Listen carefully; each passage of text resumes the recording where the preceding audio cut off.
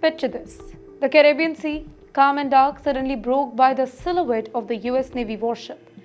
On board, American sailors are on routine patrol and then, roaring across the night sky, two Venezuelan fighter jets swoop down. Well, they are circling the machinery. Well, the Pentagon calls it a highly provocative move. But this was not a random show of muscle. It was the latest twist in a dangerous standoff that is brewing between Washington and Caracas. Talking about the past, then just 2 days earlier, the US forces launched a deadly strike on a small boat off the southern Caribbean coast.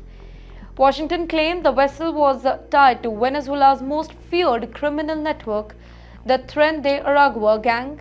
11 people were killed on the spot. In the meantime, the Trump administration called it a counter-terror operation. But human rights groups quickly raised a lot of doubts. Was this really a strike against terrorists? Or it was just extrajudicial killing at the sea? Were these men really the terrorists or maybe possible civilians caught in the crossfire? The questions haven't stopped coming since then. This particular strike is part of Mr. Donald Trump's new doctrine.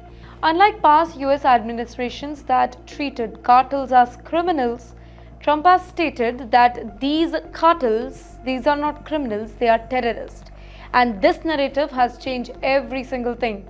The military, not just police or drug enforcement agents we are talking about, is now in charge. Warships like USS Jason Dunham has been deployed to Caribbean waters. Fighter jets, missiles, Navy destroyers, all on standby, not to fight the enemy states but to chase down drug gangs.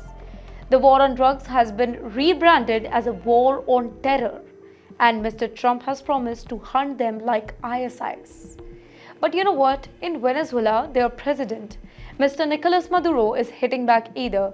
He slammed the US strike as a massacre, accusing Mr. Trump of fabricating intelligence to justify his aggression.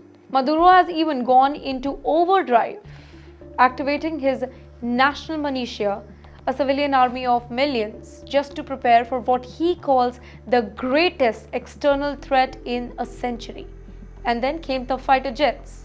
Their flyover was not just random drill, it was a message that Venezuela is all ready to challenge American warships right off its coast. And yes, the danger here is that both the sides are digging in. On one hand, you have world's most powerful military flexing its muscles in Latin America's backyard, and on the other hand, you have a cornered regime that thrives on anti-American rhetoric and has nothing to lose. And in between lies the huge legal and ethical dilemmas. Does the US even have the right to carry out targeted killing in the international waters? What if one of these so-called traffickers turns out to be a civilian? And how far can Venezuela go before a flyover turns into an actual exchange of fire? This isn't just about warships and two jets. This is about a shifting battlefield where the fight against drugs has blurred into the fight against terrorism. And now it risks gliding into a geopolitical conflict. The Caribbean is no longer just about beaches and trade routes. It has become the front line of a dangerous new war.